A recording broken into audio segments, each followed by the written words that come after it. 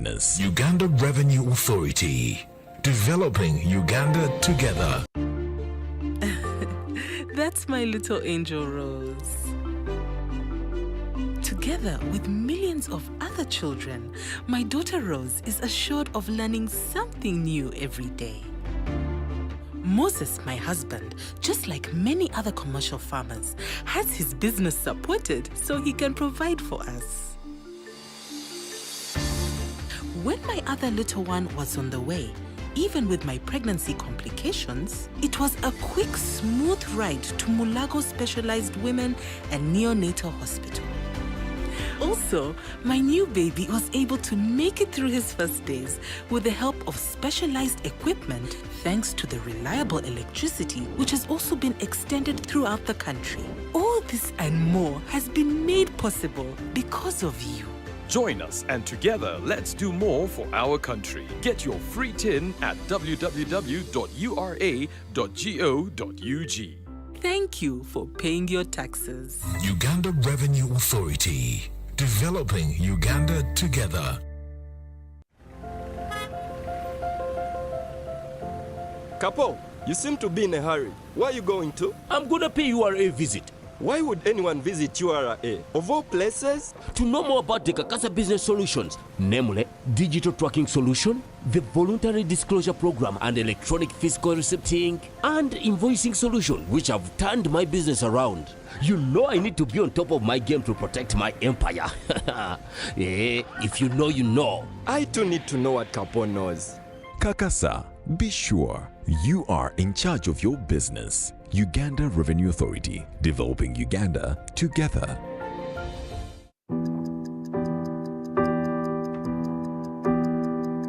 In chess, the small one can become the big one. It's the same here. And here too. Watch every move. Record every number so you can plan better.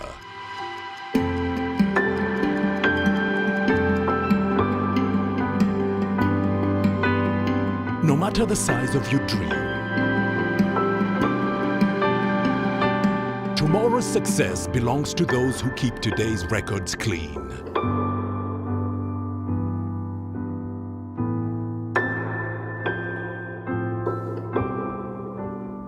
File your returns today. Uganda Revenue Authority, developing Uganda together. Wait, Abu, tunamaliriza. And what are you doing throwing papers all over the place? I'm looking for an invoice for a sound system and cables that I received yesterday, but I can't find it. You know there is a way of keeping all this in one place and available to you as and when you need it. I really wish there was one, because the way these invoices grow legs and disappear. I believe this is what you're looking for. Now how did it get there? Tabo! Do you know that with EFRIS, you can stay on track of all your business transactions and improve on your record keeping? How so? Kati tuli ku computer with EFRIS. I just search using the fiscal document number and I retrieve the records I'm looking for. Bookkeeping becomes simple after that. Kapo, awesome, yeah. I began using URA's Kakasa Solutions and now I'm in charge of my business. And you can as well. Kakasa, be sure you are in charge of your business. Uganda Revenue Authority, developing Uganda together.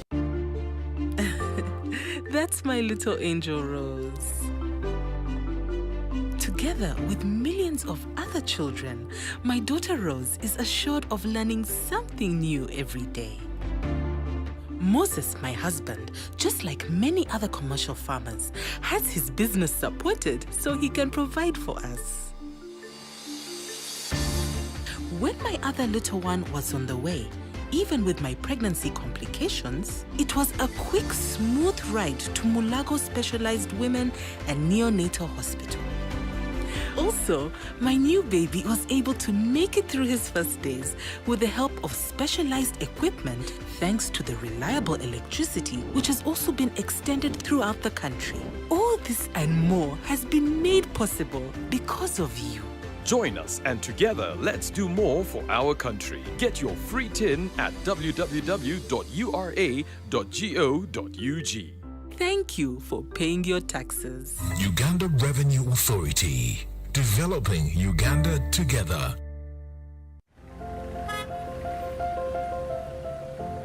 Couple, you seem to be in a hurry. Where are you going to? I'm gonna pay URA visit Why would anyone visit URA? Of all places? to know more about the Kakasa business solutions, namely digital tracking solution, the voluntary disclosure program and electronic fiscal receipting, and invoicing solution, which have turned my business around. You know I need to be on top of my game to protect my empire. If you know, you know. I too need to know what Couple knows.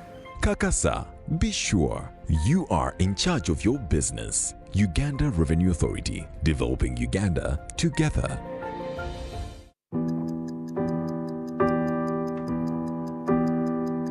In chess, the small one can become the big one. It's the same here. And here too. Watch every move. Record every number so you can plan better.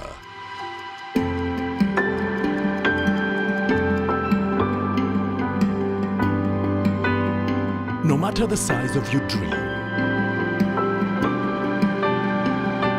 tomorrow's success belongs to those who keep today's records clean.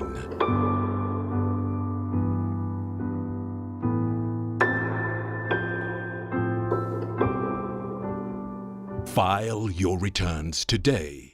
Uganda Revenue Authority. Developing Uganda together. Wait, Abu, tunamaliriza. And what are you doing throwing papers all over the place? I'm looking for an invoice for a sound system and cables that I received yesterday, but I can't find it.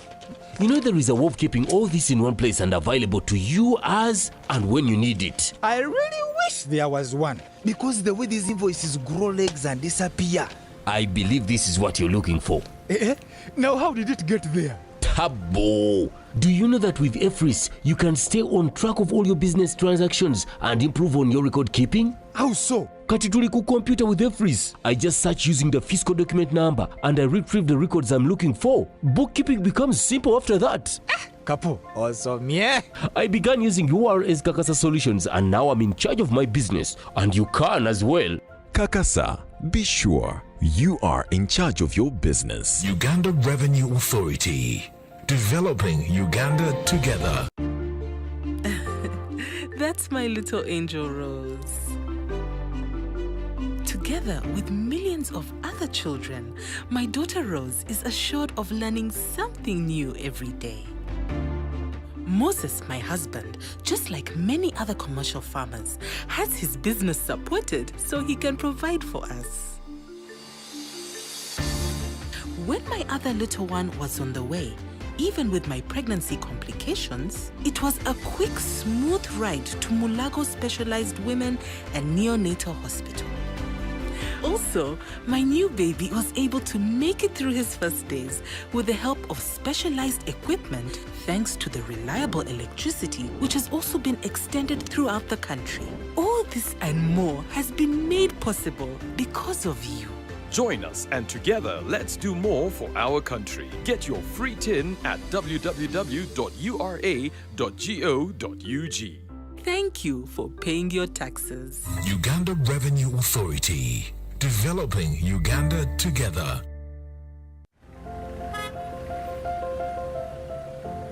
Couple, you seem to be in a hurry. Where are you going to? I'm gonna pay URA visit Why would anyone visit URA?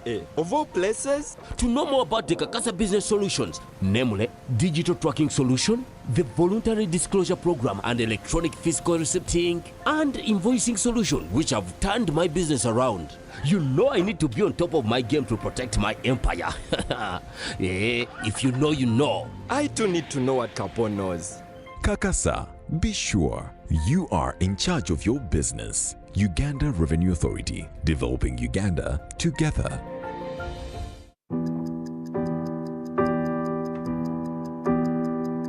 In chess, The small one can become the big one. It's the same here. And here too. Watch every move. Record every number so you can plan better.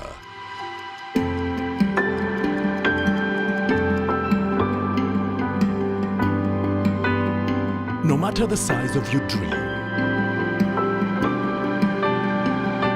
tomorrow's success belongs to those who keep today's records clean.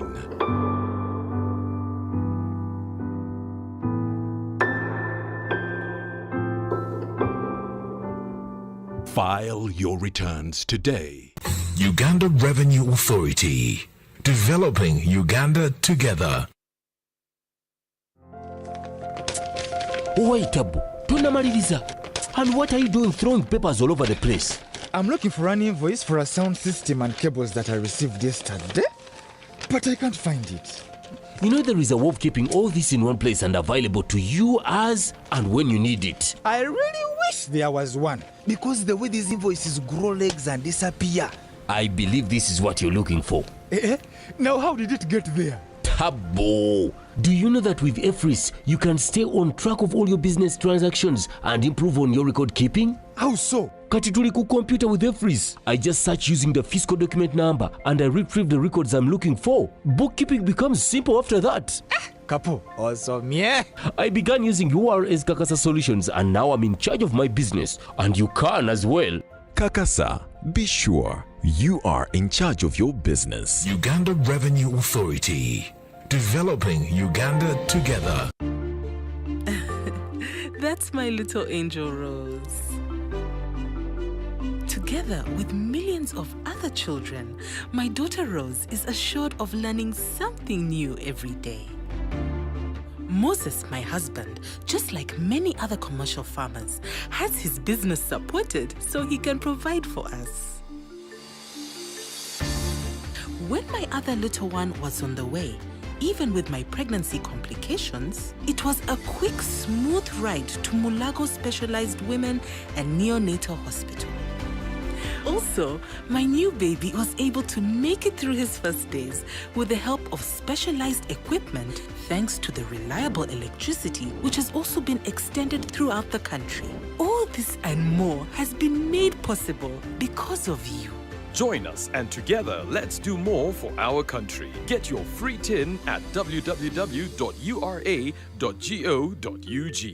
Thank you for paying your taxes. Uganda Revenue Authority. Developing Uganda together. Kapo, you seem to be in a hurry. Where are you going to? I'm gonna pay URA visit. Why would anyone visit URA? Of all places? To know more about the Kakasa Business Solutions, namely digital tracking solution, the voluntary disclosure program and electronic fiscal receipting and invoicing solution which have turned my business around. You know I need to be on top of my game to protect my empire. If you know, you know. I too need to know what Kapo knows. Kakasa, be sure you are in charge of your business. Uganda Revenue Authority. Developing Uganda together.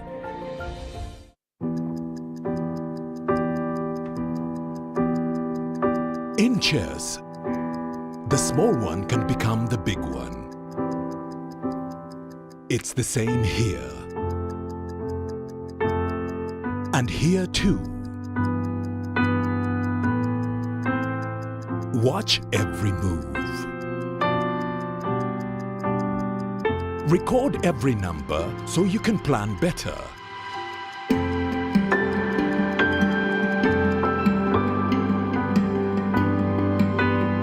No matter the size of your dream, tomorrow's success belongs to those who keep today's records clean.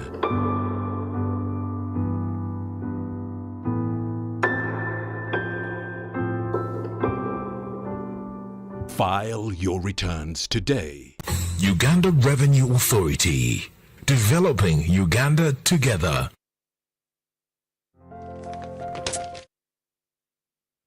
Happy New Year, esteemed taxpayers. have you this morning. My name is Nyakairu Alex, an officer in the Customs External Operations. We are live at the UR headquarters in Nakawa to discuss imports clearance under the single customs territory. Today, we have three panelists. In studio, we have S. Swingate Simon, the Supervisor Nairobi, Western Kenya, and Edmund Rutebemberwa, Supervisor Warehousing. And joining us from Mombasa will be Alan Masco, Supervisor Mombasa and Dar es Salaam. Before engaging the panelists, I'm going to discuss briefly on the single customs territory. Single customs territory is a stage towards the attainment of the full customs union.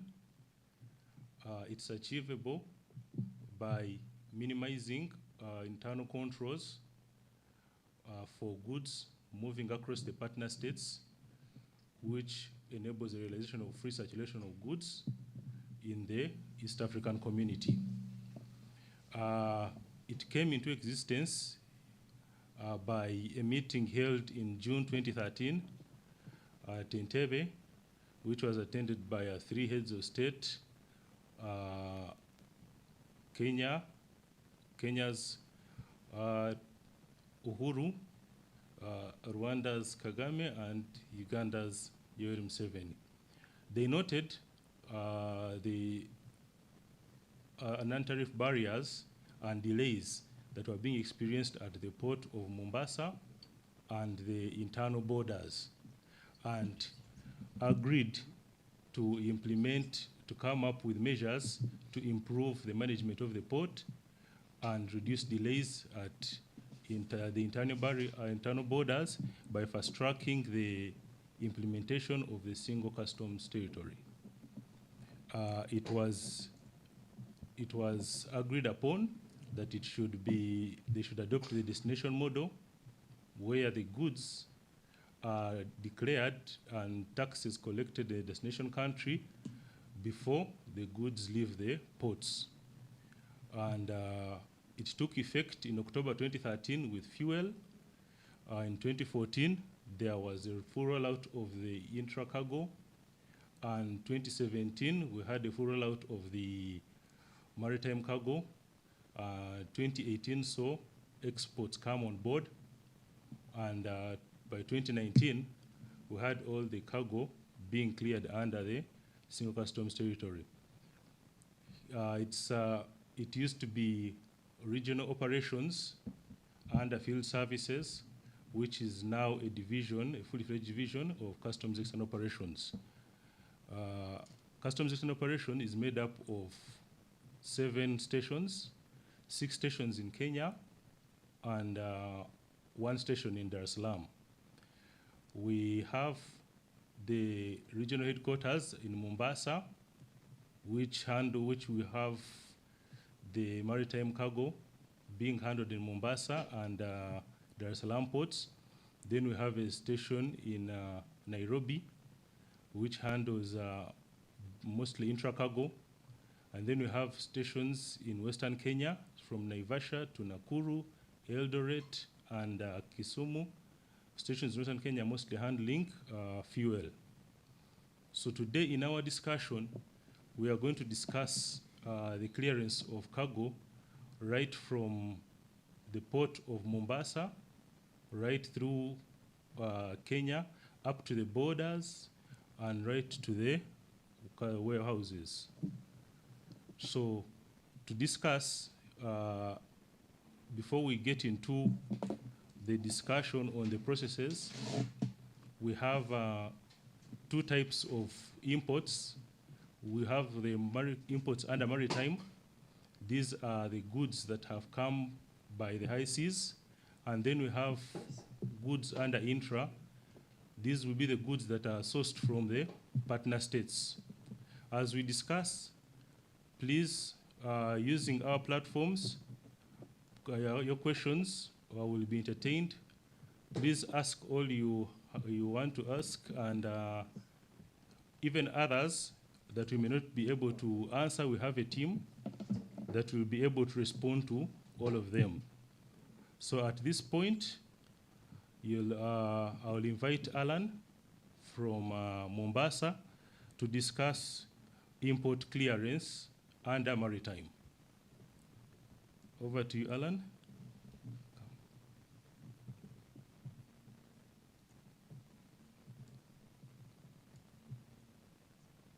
Alan.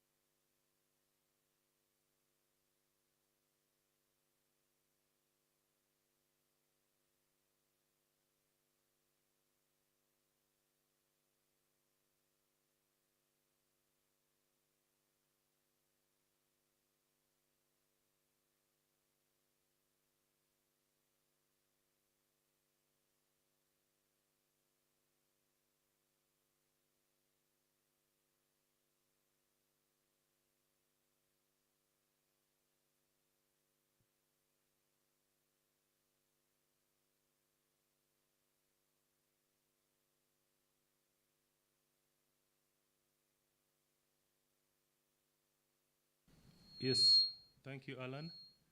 And colleagues, please send in your questions in regards to maritime cargo clearance. Alan and another team of experts are ready to answer them.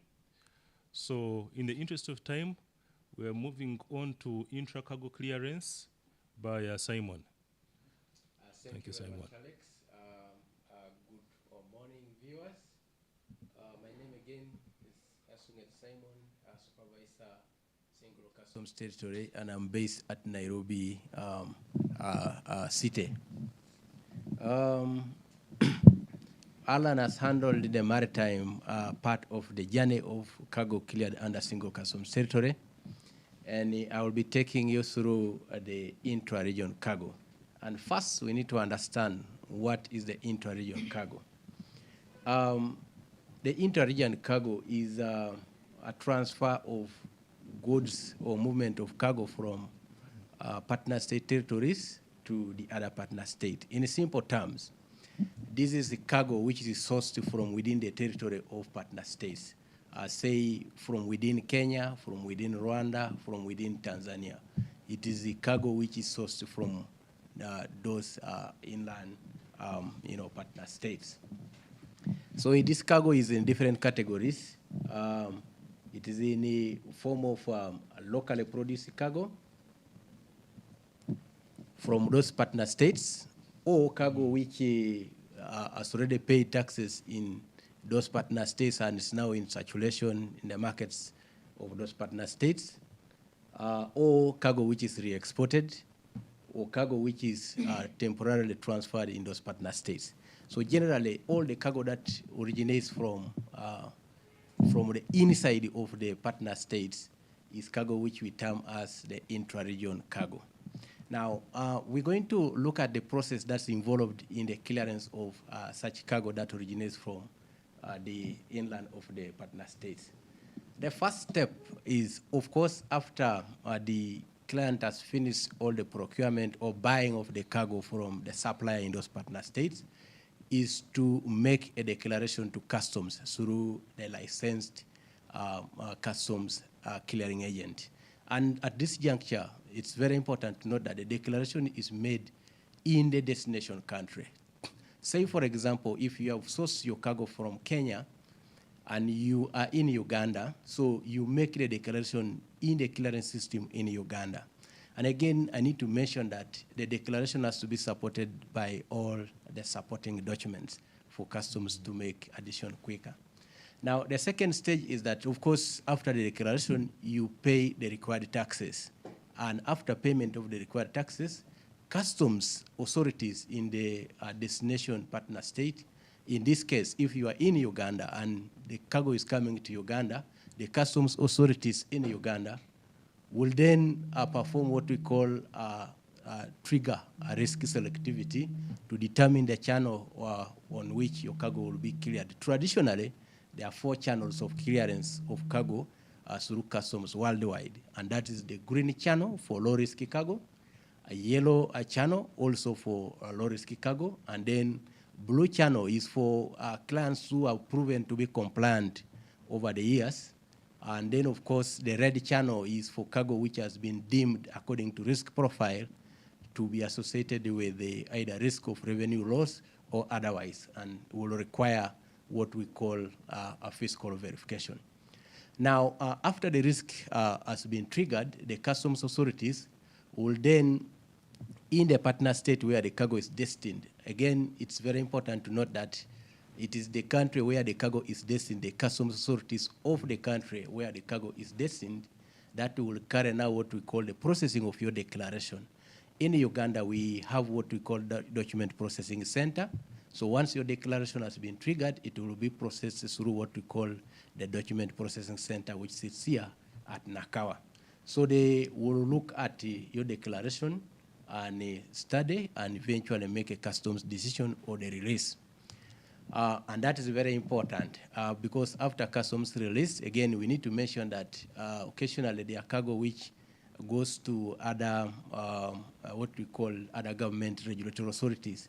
For example, UNBS or MAIF, for that case, in case of animals. So it's very important that the client has already complied with those other requirements, because after customs release, then the agent, this process was made easier. The agent will be able to print what we call the release order to activate the data transmission to other partner states. So upon the release and the agent triggering the print of the release order, the information that has been declared by the taxpayer in the destination country will eventually now transmit to the partner state where the cargo is originating from. Say, for example, your cargo is coming from Kenya or Tanzania, so the information will automatically be transmitted to the customs system of that country where the cargo is coming from. And then at that point, the client is ready to load the cargo onto the carrying truck or means of conveyance. And upon completing the loading, the importer or the exporter, whichever agent that the importer is working with, shall then make a request to the customs authorities of the destination country for generation of what we call the exit note. Now, again, we mentioned earlier on that you can make a declaration for either home consumption or for transit. In this case, if the declaration was for home consumption, these are goods which have already paid taxes. Then the request shall be for generation of what we call the exit note. And if the cargo was on transit coming into inland stations of the destination country, then the agent at this juncture should be able to generate what we call the transit document and allocate the quantities per truck. Now, like mentioned earlier on, URA has deployed staff to facilitate the generation of exit note in the partner states, and I think the moderator did mention these locations where we are present to facilitate this: Mombasa, Nairobi, Naivasha, Nakuru, Eldoret, Kisumu, and the port of Dar es Salaam. So the customs authority of the destination partner states shall then generate that exit note or the validate departure of the T1. And once that is done, the information will again be transmitted to the partner states or customs clearance system of the originating country or the originating partner state where the cargo is coming from. And at that point, the revenue authority of the partner state where cargo is coming from shall then generate a document, what we call the movement order, or abbreviated as a C2, which will enable the cargo to start the journey and come to the border points. I wish to mention that when the C2 is generated, again, the information will also be transmitted to the destination partner state that this cargo has now been dispatched from the originating country. Of course, the truck may be sailed or the sail may be attached based on risk analysis either by the transfer country or the destination country. And where the e-sail or electronic cargo sail, electronic sail is used, it can only be disarmed at the point where the cargo has been confirmed to have reached the destination partner state. There is a couple of things that we really wish to highlight and emphasize for our viewers and listeners this morning. That when you're making, for example, the request for a generation of exit note, Customs, Uganda Revenue Authority, made this process much easier for the taxpayers through the development of a platform called the HELP tool. And the link is https://help.ura.go.ua. You only need the email address and active telephone number. And you can open an account and you'll be very free to access and communicate to customs any matter that you need to be assisted. So it's very important that clients learn how to use this platform. The other issue to note for faster service is the accuracy of the information submitted to customs at all times, from the point of declaration to the point of request for generation of exit notes. Why is this important? I need to emphasize that when the SCT came on board, we enabled what we call bulk declaration. For example, when you're making a declaration, you make only one declaration for all the quantity of the cargo that you procured. Now, at the point of moving that cargo from the transfer country to the destination country, you are going to divide that cargo in several trucks that are going to evacuate that cargo. So it's very important that all the information is accurately submitted to customs. For example, if you have 100 trucks that are going to carry clinker or 70 trucks which are going to carry fuel, so it's very important that you list the tracker numbers correctly with the quantity for each, because that will enable customs to serve you quicker and better. And then the other issue to note is the location of your cargo. We have seen this a number of times. The location of cargo. It's assumed that the client knows the location of their cargo. If I'm buying cargo from Kenya, then I know whether I'm buying it from Eldoret, from Kisumu, from Nairobi, from Kitale, wherever I am buying from. So it's assumed that I know where my cargo is coming from. So the location is very key, because at the point of facilitating you, customs has put staff in those areas, the various areas. So they will be the ones to process your transaction. Now, if your cargo is located in Nairobi and you make a request to Mombasa, there will be a little bit of delay because Mombasa does not have hold of that cargo. So it's very important to note that you as a client is very familiar with the location of your cargo to facilitate you much better. The other one is, of course, in circumstances where there is an amendment required. Amendments arise as a matter of a couple of things. Could be an accident, could be a mistake or something. So it's very important to know that the destination country where the cargo is destined is the one that shall carry out the amendment, and the data will be transmitted to the transfer country where the cargo is coming from. Again, I need to mention that we have noted it a couple of times. Especially, this is very important for people in the transfer country. That once the cargo reaches the border, the process of concluding this transaction or of reconciling this transaction must begin with the customs authorities of the transfer country. So let me give this as an example. If you have got an exit note, you have got a C2, and your truck has reached the Malaba border, it's very important that the customs authorities of Kenya perform what we call the border exit function before the customs authorities of Uganda perform what we call border arrival.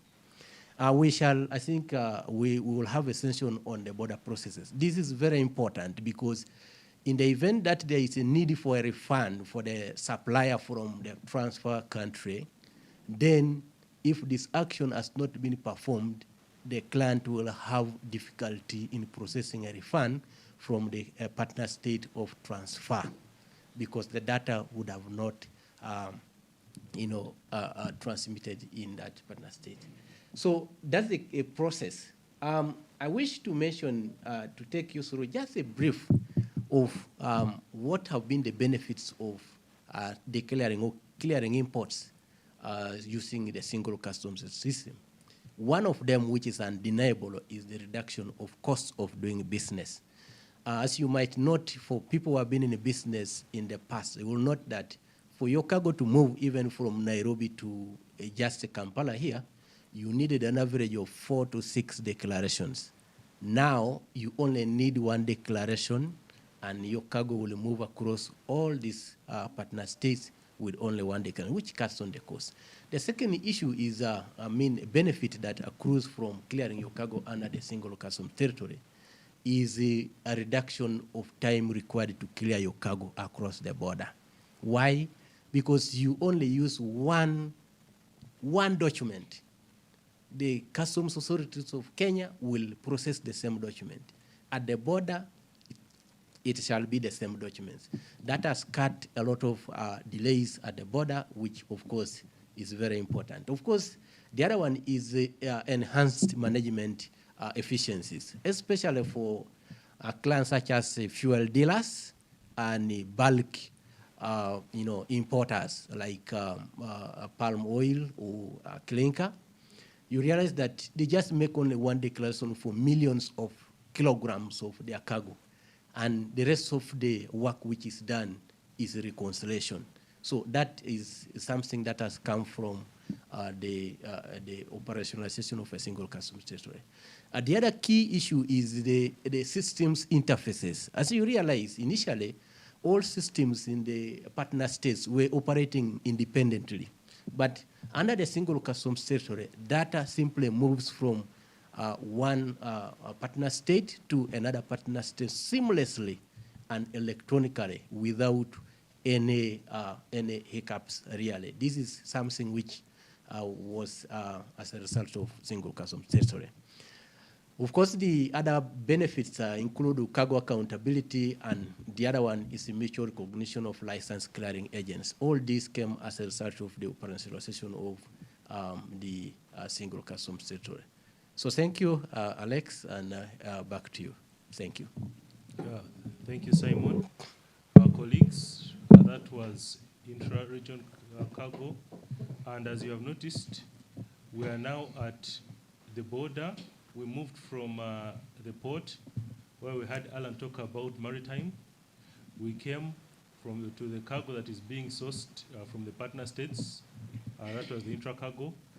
And now we are at the borders, and we are going to have Edmund discuss border and inland clearance process for the imports that we now have at the border.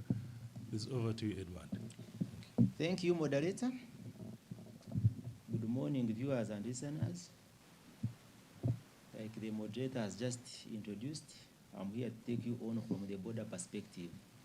We've just heard from Simon Esungate and Aaron Masiko concerning the process. How do you begin a declaration? How do you process? How do you evacuate cargo from the port? How do you evacuate cargo from inland stations, say Nairobi, Kisumu, Eldoret? And now the same cargo they have just completed has now reached at the borders, inland borders. That is, for example, Maraba, Busia, and Mutukula. Now, what processes do we need to perform when we are at the border? Now, you will note that under the single customs territory, the exit note has more life. Initially, an exit note was the end of the entire process, and it never had any other function. But currently, under the SCT, an exit note was enhanced, and it has more functions, like the post-exit verification and the post-exit documentary check. This implies that import cargo coming with exit notes is still under customs control.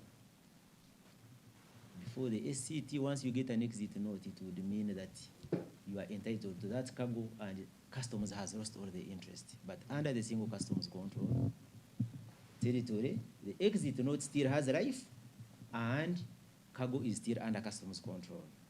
The border arrival function performed at the border is meant to electronically reconcile. Esungate has just mentioned it. Once they perform the border function, it communicates to the other partner state, in this case maybe Kenya and Tanzania, that goods have entered another partner state. Therefore, there is an automatic reconciliation.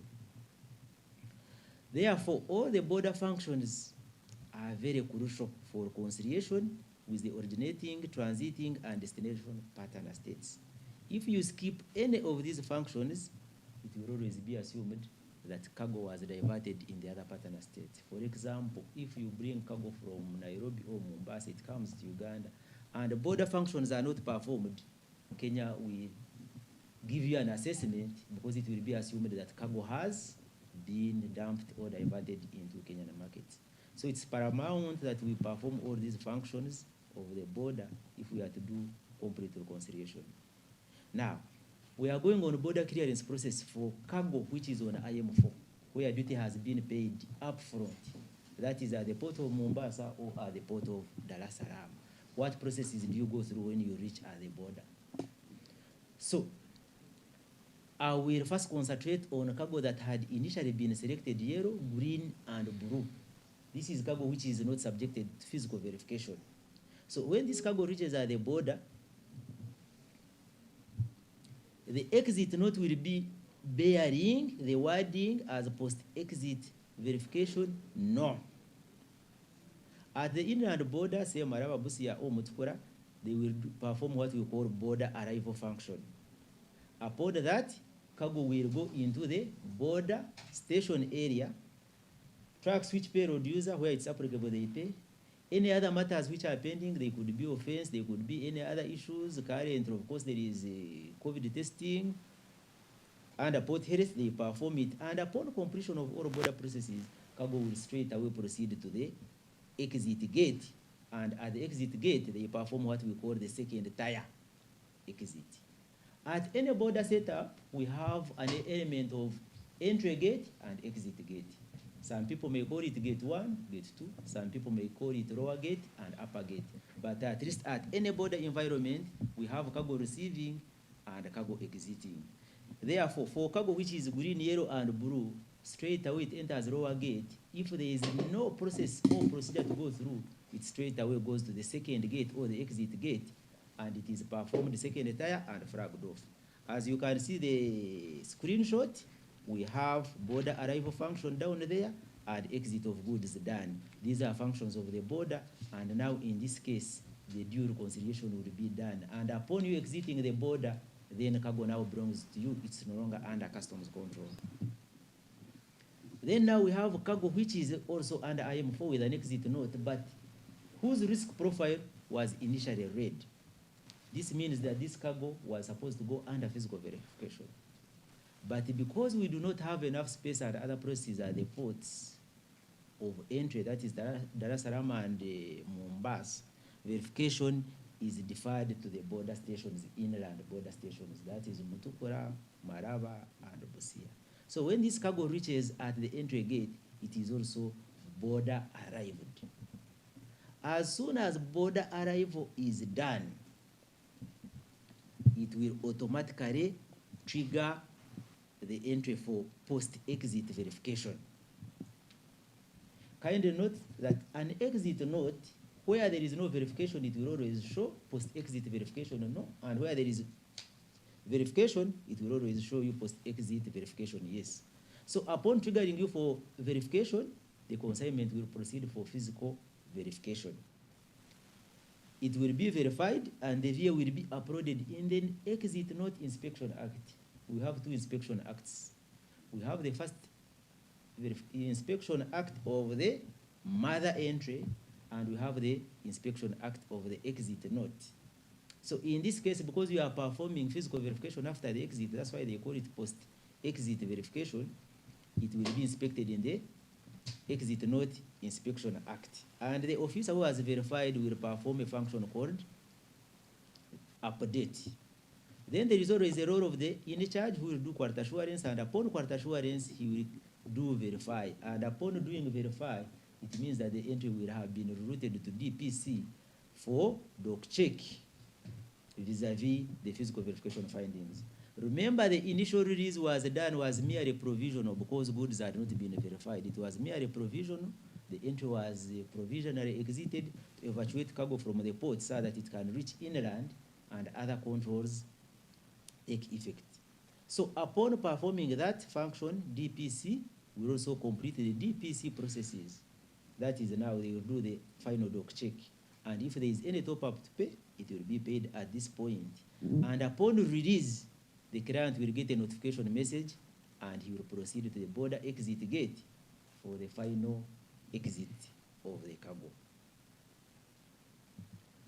Kindly note that if you exceed to the final gate or to the exit gate without doing verification, the system will not allow. It will turn you and say, first verify your cargo. If you verify and proceed to exit gate without doing a DPC release, the system won't allow. It will still have a control to take you back until the DPC release is done.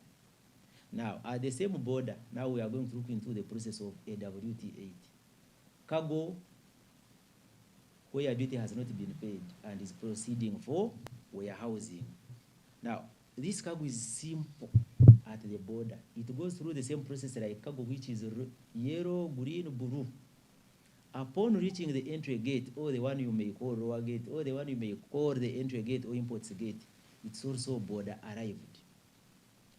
Then, any other process within the border, like payment of road user and any other process that might be there, can be performed, and that cargo can straight away proceed to the exit gate, where it is border cleared. If you are to see it properly, you see that yellow, green, blue, and the T1, basically they have no processes at the border. They can just enter and proceed and exit immediately. It's only a cargo which is selected for physical verification that has processes to undergo. That is physical verification and dock check, then final release. Therefore, the T1 enters and proceeds to the exit gate, where it is flagged off and border cleared. Now, that same cargo, of course, the C4, the IM4, which we have said, that has an exit note, for it now all the processes end at the border. Upon exiting the final gate at the border, then cargo belongs to you. You are at liberty to use the cargo in any way you want, since it's already yours. Then for the T1s, upon reaching the border, now they proceed in transit to the bonded warehouses. Upon reaching the bonded warehouses, goods arrival confirmation is performed by a bond keeper. This was an enhancement, and nowadays, all bond keepers are the ones responsible for the goods arrival confirmation. They do it in a SCUDA, and upon doing it, then it becomes active for a customs officer who will do the validation and auto conversion to an IM7. Goods that get selected for verification will automatically go for verification. They will be selected red. And during the verification, should any excess or undeclared cargo be found, the current process requires that you deposit that cargo separately on a CW7 and clear it separate on a CW IM4. Therefore, it means you'll be clearing two cargoes at the same time. You have a cargo which you initially declared, it's complying. Then you have a cargo which you initially had not declared, and now you are clearing it under a customs warehouse, and the offenses will all be performed separate. Therefore, upon verification, the entry will be controlled and routed to yellow for DPC processing and release of an IM7 concurrently with a CW7. As you process the main IM7, you can process a CW7 for the cargo which had not been declared. As usual, warehousing period is 9 months, and within this period, cargo can be ex-warehoused. It can be ex-warehoused either through re-export, home consumption, destroyed, or auction. Now, for cargo under consolidation, this is the point where we have consolidators to degroup using the house bills and applying a SCUDA word for transfer of ownership to enable tax payment by individual consignees. The system was enhanced. Cargo will come under consolidator A, but inside that same container, clients have their own house bills, and you can be made to clear on your own and pay taxes on your own. It can be one container with 18 importers, but these importers now will be enabled to make their own entries and pay their own taxes. Now, when you lodge for home consumption, that is an IM4. There is no red lane selectivity because entries would have been verified at an IM7. The DPC officers will merely retrieve the VAs from the IM7s and transfer them to an IM4 and do further processing and release. Upon DPC release, the agent performs a print release function and lodges the entry for system exit, body clearance, and subsequent physical flag off of the cargo. If the agent does not perform a print release, the exit note does not become active for generation. So for any released entry, the agent or declarant must perform a print release. Excess and undeclared cargo that was captured on the CW7 is concurrently cleared and exited with the principal entry. You cannot clear cargo out on the principal entry and leave the one which had been seized. You must clear them concurrently. So before flag off of the main cargo, one has to ensure that even the seized cargo has been cleared and released. Upon performance of full exit function, the transaction transmits to EFRIS. Currently, we have the EFRIS function under domestic taxes department, and whatever you import must be communicated to the domestic taxes department. So it's upon you performing the full exit that the data transmits to DT and credits your stock under the EFRIS system. Now, upon full exit, it means now you have ended the processes and you are free to use the cargo and you are free to take the cargo the own way you would wish it to have it. Now, some key elements to note under these processes. At the border, we normally have loose cargo. Loose cargo or patrols. You find one truck has 9 exit notes. We normally remind the clients that if you have 9 exit notes, staple them appropriately, write on them appropriately, say 1 out of 6, 2 out of 6, so that the border official at the point of entry or border arrival and border exit is able to perform on all exit notes. Otherwise, if you give them to the driver without stapling them, the driver will move out with 2 or 3 and leave the rest, and this will mean others won't be reconciled and they will leave outstandings and audit queries. Any amendments one would wish to make on an exit note, for example, the fuel trucks and the rest, can only be made before the border arrival function is performed. So always ensure that you do a thorough check, health check, before the truck leaves the loading point, and if there is any amendment to be made, like on the truck number or liters or weights and the rest, it can be made before we perform the border arrival. Once the border arrival is performed, you can no longer do any amendment. Cargo for exemption is only declared under WT8. There is no provision for declaring cargo which is exempted direct on an IM4 while still at Mombasa or Dar es Salaam. So all the exemption codes, APCs, are only applicable on when cargo has reached its final destination, which is the country, in this case, which is Uganda.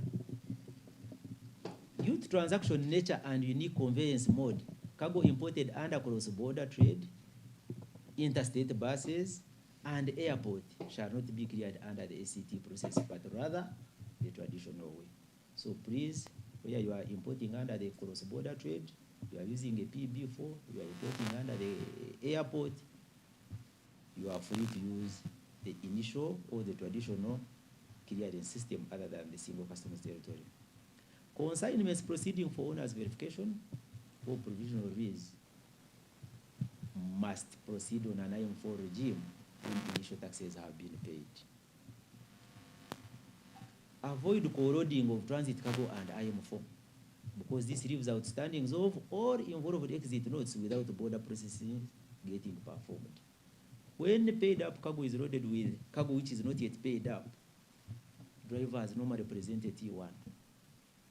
And there is nothing that will uniquely identify that this container you are seeing, this box body you are seeing, has an additional exit note. Therefore, you will end up now having outstandings at the end of it all because processes would not have been complete on one of the, especially the IM4s. Some cargo that is mandated on the WT8 because of the exemption nature is always excluded from auto conversion. This is because this cargo ought not to be warehoused, but because of our clearance module, because of the compatibilities, it cannot be cleared direct on an IM4 from, say, Mombasa or Dar es Salaam. We could be having explosives. There is no reason why you should warehouse explosives, but because of their nature, they cannot be cleared direct on an IM4. They will come on a WT8, and once they come on a WT8, they are excluded from warehousing. But when you validate, they instead generate a manifest, and you have to load the subsequent declaration. Therefore, cargo which is exempted, like project cargo, government project cargo, does not go through the warehousing IM7 auto conversion process. A WT8 has a provision for containerized units to have their preferred destination. Colleagues, listeners, and viewers, when you are declaring a general goods declaration or WT8, there is a provision. You might be having a unit in a container going to coin, but the general goods container is destined to minor. There is a provision under the MVR form to say that much as the container is going to minor, the unit inside this container's final destination is coin carbon. And upon auto conversion, you'll have two IM7s. The IM7 for the general goods and the IM7 for the unit, and it will be automatically indicating the coin bond where it's destined to. Now, this saves you from the process of first having it located in a minor, then look for a bond to bond permission for you to proceed. Therefore, when you are declaring, ensure that units which are in containerized cargo can have their own destination as preferred. Now, under the auto conversion, it means pre-verification dies. Initially, we used to have a lot of pre-verification. Please, I'm unable to tell what was loaded at the time of loading. My cargo was mixed. Allow me to pre-verify, and after pre-verification, I make an appropriate declaration. Under the manifest environment, the inland manifest, after validation, you'd get a manifest, and it would be tagged on packages and weights. So it would give you an opportunity for you to pre-verify, and after pre-verification, you make a perfect declaration, put several items which are not existing, in other words, comply. But under auto conversion, you ought to have complied right away from the beginning on a WT8. Once you do a WT8 wrongly, then you no longer have another chance for you to comply. It will automatically be taken as an offense. All groupage cargo, by default, has to come on a WT8 because you have to come through a deconsolidation process, and the consolidation process can only be possible on an IM7. You are always advised to capture appropriately UG in box 53 extension to enable appropriate data migration. That box is always open, and most declarants have always made errors by putting any country you find, like Indonesia, you find Dubai. Now, when you put Dubai, you are confusing the system. It is saying cargo is destined to Borore. Now, the country of location is Dubai. That is serious confusion, and data cannot migrate. And in that case, the T1 won't have the border processes, and we have to first do the amendment. So ensure that that box extension is declared appropriate so that data can move to the right country. Upon expiry of the warehousing period, currently cargo electronically gets transferred to the customs warehouse on the CW7 and subsequent auctioning. So ensure that you keep on monitoring your warehousing period for it not to expire. And before it expires, you can actually clear the cargo out. Once it expires, automatically cargo will be transferred to the customs warehouse. And for you to redeem it, you have to pay the redemption fees and other associated fees, which is costly.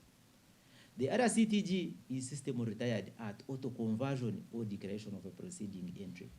However, in case of auto conversion exclusion case, in case of failure for the system to retire, always report on help tool so that it can be manually retired. So you are always advised to keep on checking your accounts, other CTG accounts, and see for the retired cases and the non-retired so that they can be addressed. As Aria said, transmission to EFRIS and final customs reconciliation, all these happen upon performance of the full exit of the cargo. So ensure that all transactions you handle are fully exited. We have always had these challenges of where we will do provisional release, all cargo is verified at owner's premises. Upon DPC release, the declarant or client does not bother to come back and do bond reconciliation and entry exit. This means that cargo is just hanging, customs process is not complete, then transmission into EFRIS is not done. And it's very unprocedural, and we should always ensure that we complete the exit process. All operational and administrative issues, as earlier on mentioned by Esungate, are always addressed through the help tool and responded to instantly. All WT8 T1s that leave the port after the system departure must leave the port after system departure. We have had cases whereby cargo leaves the port, reaches the border when it's not departed. Remember, all other functions depend on the preceding function performance. If you don't perform system departure, you cannot do border arrival, you cannot do border exit, neither can you do validation. So ensure that before the cargo leaves the port, it's departed. IM7 is not cancelable. I have always seen clients seeking for cancellation of an IM7. Remember, you can cancel what you have declared. An IM7 is not declared by a declarant. You can cancel WT8, you can cancel an IM4 because you are the one who has declared it. It's you who has captured, but an IM7 is captured by the system. Therefore, it has no option to cancel. And that's why we advise that you make appropriate declaration right away from the WT8. Then finally, always ensure that all border processes are completed for effective reconciliation and avoidance of all audit queries. Ensure that you do system checks, health checks at the end of the month, at the end of the week, so that any pending issues can be addressed when the circumstances are still fresh. I think I hand over to you, moderator, for the contacts and the rest on this final page to the public. Thank you. Yes, thank you, Edmund. Our viewers, we have had our panelists all present, and now we have seen the cargo right from the port up to the bonded warehouses. Thank you for the questions that have been coming in.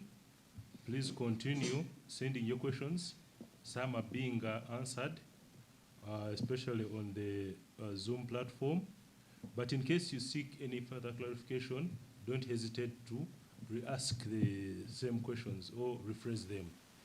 So right now, we are moving on to our Q&A. We have some questions, and I've been trying to classify them so that I give them to the appropriate people to answer them. So I'll start with a question for Simon, because it's under intra-cargo. We have a question from Maria. Can cargo under intra be warehoused? As we prepare to answer that, there are some other two questions for Alan. Alan, there is someone, it's JB, asks, does the importer need to come to the port to clear the cargo? Then we also still have another question for you from Andrew, and it's who is eligible to declare before arrival of the cargo? So as Alan prepare for that, Simon, please inform Maria if intra-cargo can be warehoused. Thank you very much, Maria. Thank you for that question. And again, I just want to make it clear that intra-cargo, which is eligible for warehousing, is warehousable. So all what you need is to make that known at the point of making a declaration when you are finished to procure your goods from within the territory of the partner state. Say, for example, you are buying tiles, okay, from Nairobi, and you don't have money to pay taxes, at present. So you will, instead of making the IM4 declaration or declaration for home consumption, you will rather choose to make a warehousing transit declaration, what we call it WT8. And I think my colleague Edmond has been really explaining what a WT8 is. So once you make a WT8 declaration, you are indicating to customs that I want to move my cargo, my tiles from Nairobi, but I will take them to the warehouse in Kampala. And you will be facilitated. In that case, you will make a declaration, customs will process it and release, and your licensed agent will generate a document which is called a T1, which will move your cargo from Nairobi through the border up to your destination bonded warehouse in Kampala or any other town in Uganda where there's a bonded warehouse. Again, to clarify, it has to be cargo which is warehousable, because not all cargo is warehousable. So it's true, you can make, you can warehouse cargo which is on intra, or cargo which is originating from within the territory of EAC partner states. Thank you. Yes, thank you, Simon. I hope, Maria, that answers it. Alan, please come in and inform JB if they have to come to the port to clear the cargo.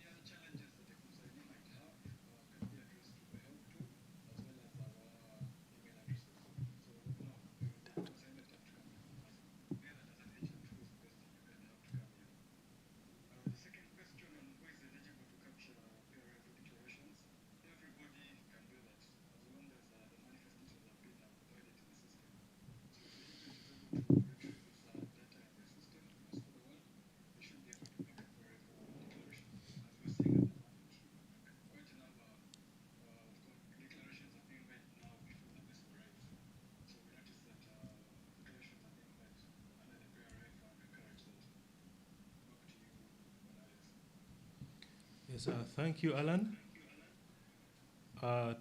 We have a question from Waswa. I think it's with Simon. If I'm a cross-border small-scale trader, can I also be able to declare my goods under the SCT? Thank you very much, moderator, for that question, and thank you, Waswa, for raising that issue. It's a very popular issue. Maybe we first need to understand who a small scale cross-border trader. Generally, under COMESA, the small scale trader is defined as a trader who trades across the borders, okay, with a value of cargo not exceeding US dollars 2,000. Now, these cross-border traders usually operate within the border, you know, the borderline. Say Busia, Kenya, Busia, Uganda, Malaba, Kenya, Malaba, Uganda, a number of them. Of course, now we have some small-scale traders who also source their cargo from as far as Nairobi and bring their cargo under in a bus. So in the current circumstances, the small-scale traders are not catered for under single customs territory. They use what we call simplified trade regime to facilitate them comply with their tax obligation, however small their value of their cargo is. So they use the simplified trade regime, which is always processed at the border for such small-scale traders.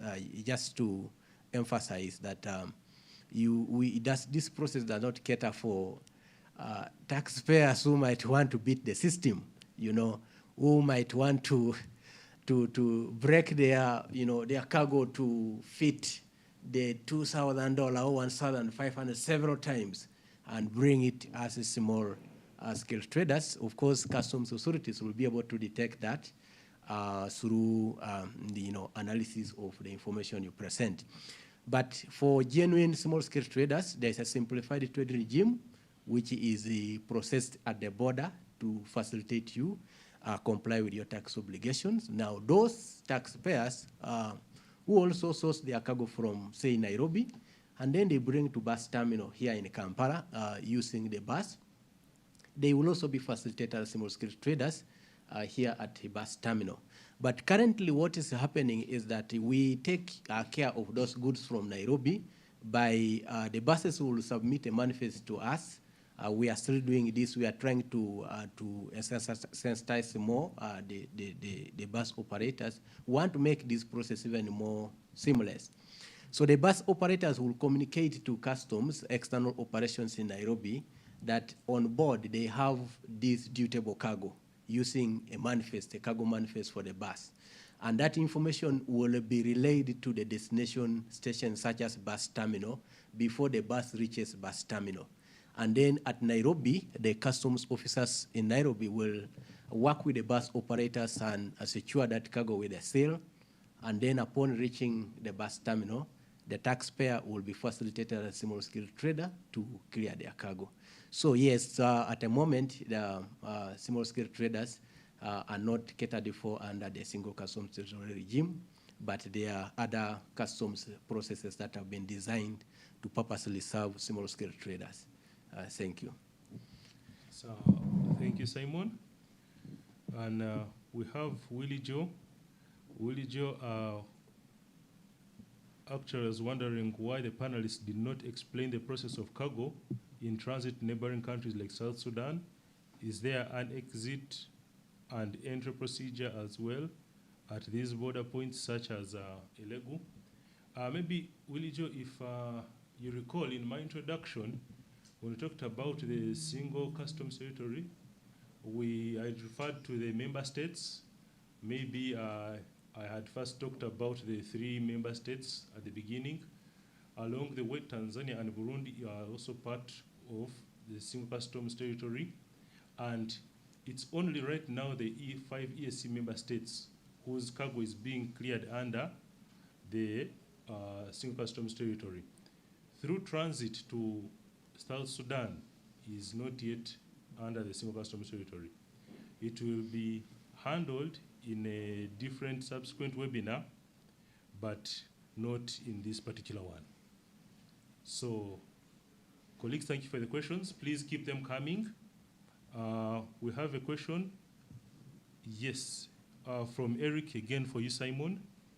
I think we have a number of people interested in the trading with the partner states, and is asking where can I get a certificate of origin from Kenya? Oh, thank you very much, Eric, and thank you, moderator. A certificate of origin, we have what we call preferential certificate of origin. Preferential certificate of origin gives you a benefit of not paying import duty if you source your cargo from within the EAC partner states such as Kenya, Tanzania, Uganda. Now, it's very important to make it clear that those goods are actually manufactured or produced from Kenya, so they qualify for preferential certificate of origin. So currently, it's the revenue authorities of the partner states that facilitate the issuance of certificate of origin for the cargo that is moving within the partner states. Now, for clients that source their cargo from Nairobi, okay, Kenya Revenue Authority office that sits at Samia Park along Mombasa Road or near Enterprise Road is the one that facilitates the generation of a certificate of origin for taxpayers that source cargo from Kenya and want to bring to Uganda or any other partner state. So you will go to Samia Park along Mombasa Road. It's just located along Mombasa Road, and you will be able to get your certificate of origin. I also wish to say that we actually work with Kenya Revenue Authority, and we also have an office at Samia Park, which is right opposite the Kenya Post Authority ICD, where we have the main office in Nairobi. So that's where KRA issues from Nairobi. But the other stations such as Nakuru, there is KRA in Nakuru as well. And in Eldoret also there is KRA office, and Kisumu also the same. So just the nearest KRA customs office will be able to issue with a certificate of origin. And again, it's for goods that actually qualify for exemption under the EAC rules of origin, protocols. So thank you very much again for raising that issue, and those locations I do believe will be beneficial to so many other taxpayers who might have been wondering where to get this information from. Thank you. Thank you. Thank you for the questions. And for those people inquiring about the presentations, please continue sharing your emails. We shall share the presentation. And just like they said, we have the contacts for all those people, for the offices. And we also have contacts for the particular URA offices across Kenya and the one in Tanzania. It will be at the end of that presentation. So let's continue with our questions. We have a question from Joanne, and I think this is for you, Edmund. I heard you hint something about it, but I think she needs clarifications. Can I be allowed to clear cargo out of the bond when the seized cargo that was deposited in the customs warehouse has not yet been cleared out? Thank you, Alex and Joanne, who has asked this good question. The answer is no. When you have seized the cargo, which you have deposited in a customs warehouse, you are supposed to clear it concurrently with the principal cargo. So when you are releasing an IM4 of the principal cargo, at the same time you are releasing an IM4 of the seized cargo. By the time you are going to take the truck out of the bond, you equally have the other seized cargo released, so that you get an exit note for the seized cargo and an exit note for the principal cargo. So the answer is no, you must clear the two consignments concurrently. In addition, some people have been inquiring on number plate after I paid taxes up front when the unit is in Mombasa, and I have my Ugandan number plate.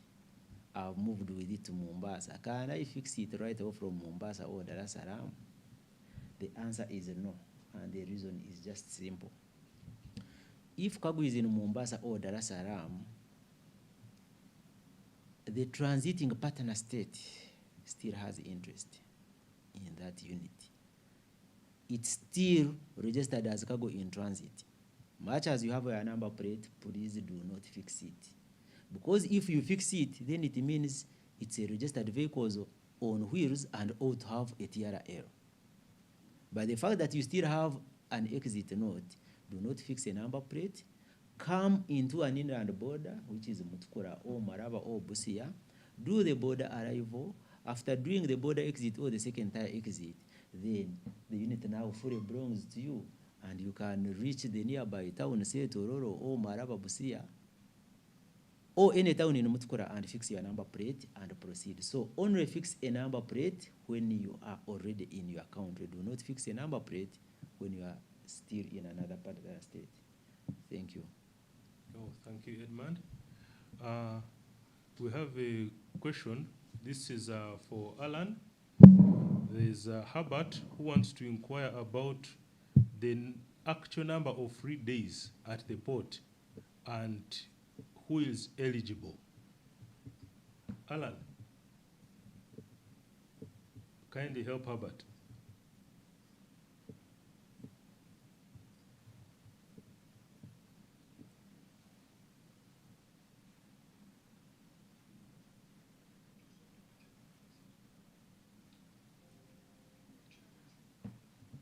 Okay, thank you, Alan. We have another question for Edmund. Actually, this one is from Opio. If I have a motor vehicle in a container, is it possible to destine it to a car bond other than a general goods bond? Thank you, Opio. Indeed, your question is a valid one. The WT8 was enhanced and has a provision for you to destine a vehicle which you have declared as an item on the general goods entry to its preferred destination. I repeat, if you have a container destined to Liberty ICD with consolidated cargo, and there is a unit inside that container, you will make a declaration under the MVR form page. There is a warehouse. You will put the warehouse which you intend to have your unit finally destined. If your unit is destined to Jumbo, you will indicate Jumbo under the MVR. And as soon as the container reaches Liberty, upon validation and auto conversion, the IM7 of that particular unit will indicate Jumbo as the location. You remove your unit direct from Liberty to Jumbo. And it's the reason they had to collapse the bond-to-bond provision, because you have an option to declare your final destination of the unit other than have it declared in Liberty, then after an IM7, request for a bond-to-bond, lodge another IM7. To cut all that, they made a provision whereby you can make a final destination within a WT8. So it is very possible. Thank you. Thank you, Edmund. I hope, Opio, that was enlightening enough. We have another question. I think so. I'll address it to Simon because he talked about help tool at one point. Why? It's from CKs. CK wants to know, why do we sometimes experience delays when we make requests on the help tool? Thank you very much, CKs. That's a very nice name.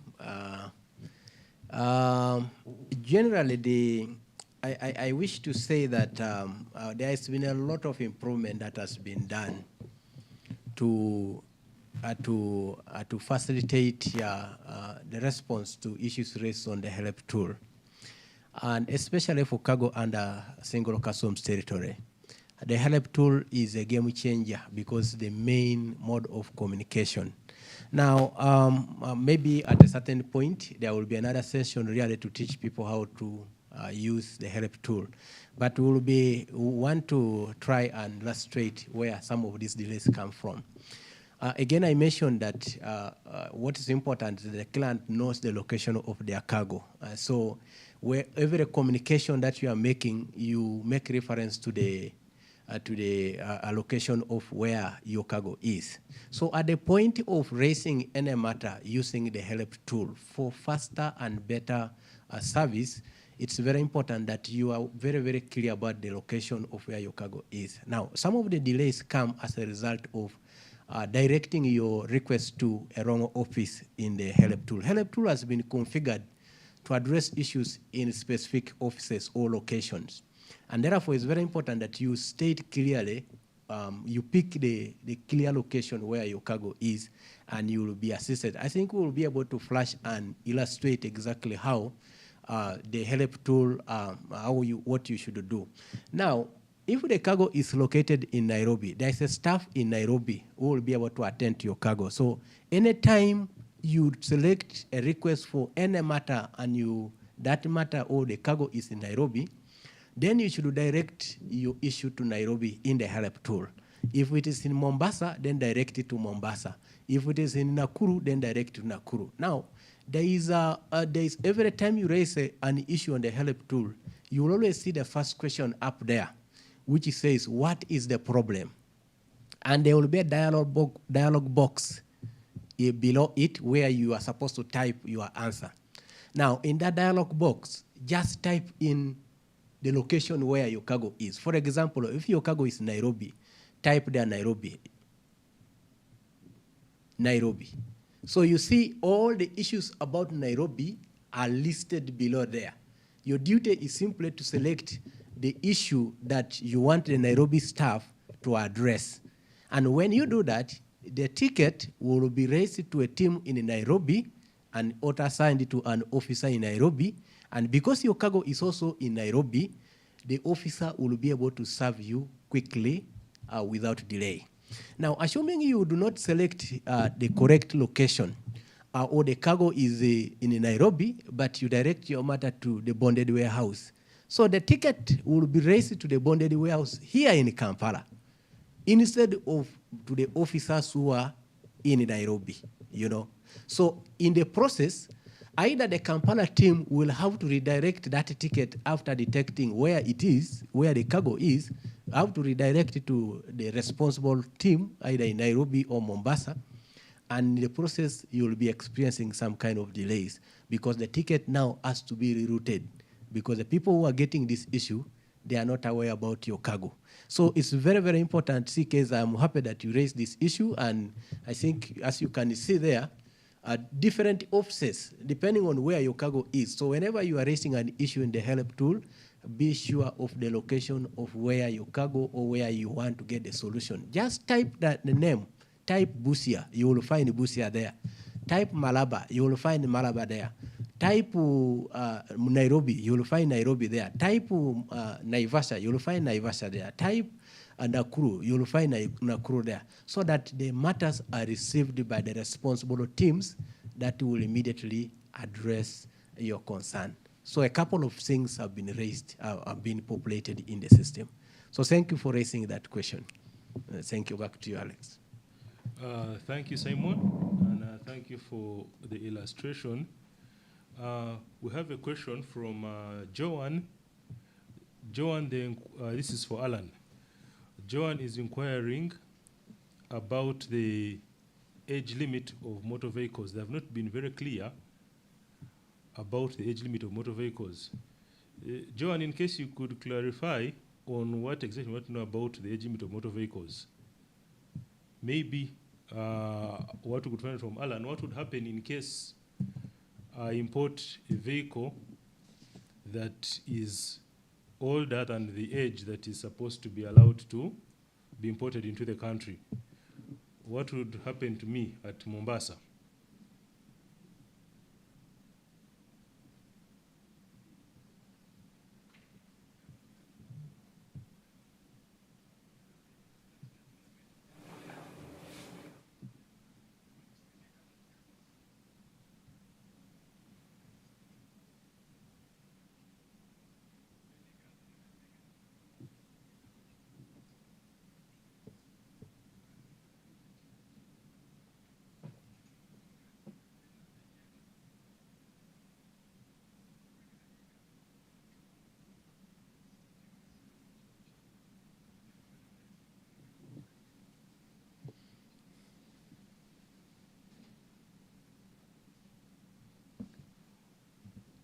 Thank you, Alan. Yes, colleagues, maybe to also take you back to what Simon illustrated in regards to the stations in Kenya and Tanzania. By the nature of location of the station, it has some specific cargo it handles. For example, the ports of Dar es Salaam and Mombasa are handling all the cargo that is coming in by the high seas, but also cargo that is manufactured in around those areas. That's Mombasa or Dar es Salaam, which is intra. And like the setup of especially Kenya is, most of the industries in the central and towards western Kenya, the office of Nairobi handles most of the intra cargo. And the office at Naivasha at the dry port basically handles cargo that will have come by rail, by SGR. So soon we are going to be having cargo up to Malaba and later Kampala by rail, and you'll have to be handling transshipment in Naivasha. Then the stations Nakuru, Eldoret, and Kisumu basically handle 80% fuel and have a small portion of intra-cargo because there's still also manufacturing in some of those areas. So as you're making declarations and you try to assign a ticket to a place like Nakuru, most of the time you should be handling fuel, unless there is some factory around Nakuru that is doing clearance from the Nakuru office. So please, like Simon said, you type in the office name and you'll get the code. For example, the code in Mombasa is Kemba, K-E-M-B-A, and then we have the office in Nairobi. It is Kembi, Kenya Nairobi. Then we have the Naivasha, it is Kerna, K-E-R-N-A. Then we have Nakuru, it is Kenku, Kenya Nakuru. Then Eldoret, it's Keld, and Kisumu, K-E-K-S-M. So, colleagues, but please don't hesitate to inquire so that you direct the ticket to the correct office. Whenever it's directed to the wrong office, there is a route it has to go through from that wrong office to the right office, and then you'll experience those unnecessary delays. Yes, and maybe for Mombasa, Alan, you could help us tell us about the verification of motor vehicles. Are all motor vehicles verified in Mombasa? For example, the containerized motor vehicles. In case it's in a container and it has also other general goods. In that case, what do I do as the car owner? Over to you, Alan.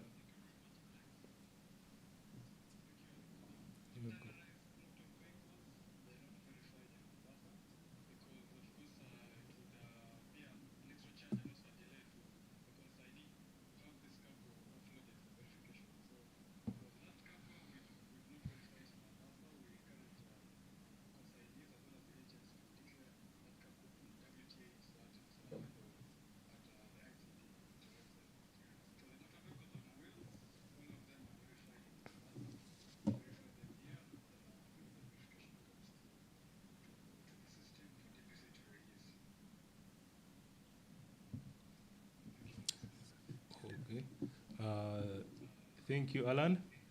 Maybe at this point, I would also ask Edmund to give some of further clarification in that regard. Thank you. Okay, before you come to that, Edmund, you can first share with us what you had raised earlier. Thank you, Alex. I wanted to clarify on the issue of green, yellow, and blue. Much as the system selectivity says that you are not entitled to verification, but we have some other form of information, for example, intelligence-based information and NII. If there is intelligence related to consignment, much as it went green or blue, it will be subjected to physical verification at the entry borders. So it should not be that if I'm green, if I'm blue, if I'm yellow, I should never be that. So long as there are circumstances, so long as there is intelligence-based information, or NII, upon scanning at the border and they see a risk inside that same consignment, it will automatically be subjected to physical verification. So I wanted to give a clarification on that. Thank you. Okay, thank you, Edmund. And we have a question here. It's not so clear.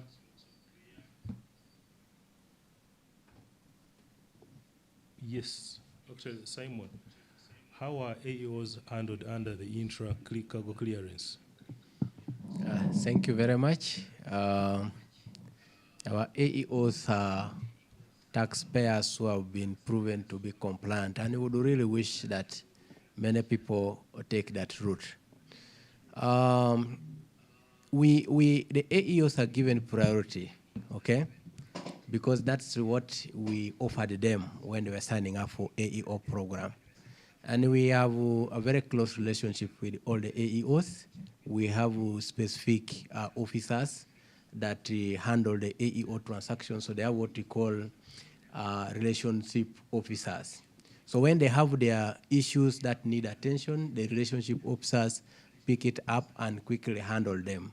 So they always get a high level of priority. And in fact, we are even looking at a possibility of giving them more rights. For example, self-exiting,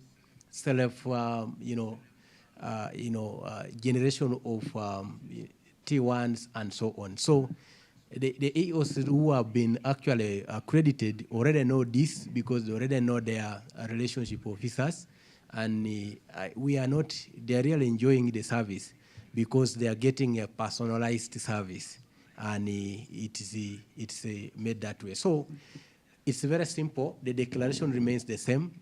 The system is configured to recognize who an AEO is. So even by the declaration itself, you will see marked up there that this is the AEO. And the officers are aware what the OEOs deserve whenever they are processing their entry. So the declaration remains the same, and going through the declaration is the same. Now, when it comes to the rest of the services, they are given priority, even at the point of processing their declaration. So it's our wish that many clans embrace what we call, voluntary compliance program, so that we work as partners rather than working as enforcement officers. So the AEO program is meant to enhance the relationship between taxpayers and the revenue authorities. And even if the AEOs have issues with the other partner states, revenue authorities, there is always a channel for us to address those issues and ensure that the AEO is actually served promptly in all the partner states. Thank you. Okay, thank you, Simon. And thank you, our viewers. This is the first of a number of webinars to discuss ACT-related issues. Please don't hesitate to continue engaging us whenever we come here. I would like to request each panelist to at least give their parting shots, starting with Simon, then Edmund, and lastly Alan. And then we shall close our discussion today on time. Unfortunately, we're not able to start on time, but next time We shall be on time, and we've tried to answer a number of questions. Please don't hesitate to keep on asking. We have a team that will continue answering these questions, or we'll even answer them in our next engagement. So over to you, Simon, for your predictions. Thank you very much, Alex, and thank you, our viewers and listeners. I think it has been a very interactive session today, and like the moderators mentioned, this is the first of a series of sessions that we shall have to make sure that the clients are well informed from the exporter, the agent, the importer. They all should be well informed of what customs does. This helps us to avoid conmen in the middle who probably misinform the taxpayers. So it's very important, and this has been a very interactive session, and we thank you so much, our viewers and our listeners this morning. I want to emphasize our locations. We have contacts there. Maybe you can flash them. We have our contacts there for Nairobi office. We have also provided a telephone number for the office. Feel free to call and seek assistance if you need. We have Kisumu, we have Eldoret, Mombasa.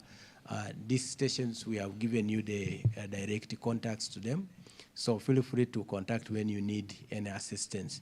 It has been a very honorable moment in this start of the new year, and we wanted to start you on the right footing so that you do not get yourself in a situation that you incur unnecessary costs in the process of importing or clearing your cargo through the customs authorities. So thank you again. Thank you for listening. Hope to meet again in another session. Thank you. Thank you, Alex, and thank you, our dear listeners and viewers, for having tuned in to our presentation, the first presentation in this new year 2022. Once again, my name is Edmund Rutebemberwa, supervisor in warehousing, based in Namanve Industrial Park. And my call to you is always do self-reconciliations, the ones we may call health checks. Let's avoid being checked by someone else. Because once you are checked by an auditor, it could be an internal auditor, it could be an external auditor, it comes with a lot of pressure. And sometimes there are costs involved. We end up getting suspended, we get stuck, we lose out, we lose focus, we get disorganized. But if you are doing what we call self-reconciliations at the end of the week, at the end of the month, within your offices, you place someone responsible for reconciliation, and his pay is based on reconciliation, I think we would be able to detect and deter most of the outstandings before they come to be a burden, before they make us be suspended, before they make us fail to get renewed on our licenses, and we address them in time. And where you get issues, please seek inquiry. Our phones are available as presented by Simon. Even our mobile phones, some of you have been calling. Our physical addresses on issues where you cannot avoid coming physically at office, we are still in office. For you to consult, inquire so that you do not make mistakes, for you to come and we address issues that would have been detected and we address them in time. Otherwise, I want to thank you very much, and I want to wish you a fulfilling 2022. Together we can, and we shall. Thank you. Thank you, Edmund. Over to you, Alan.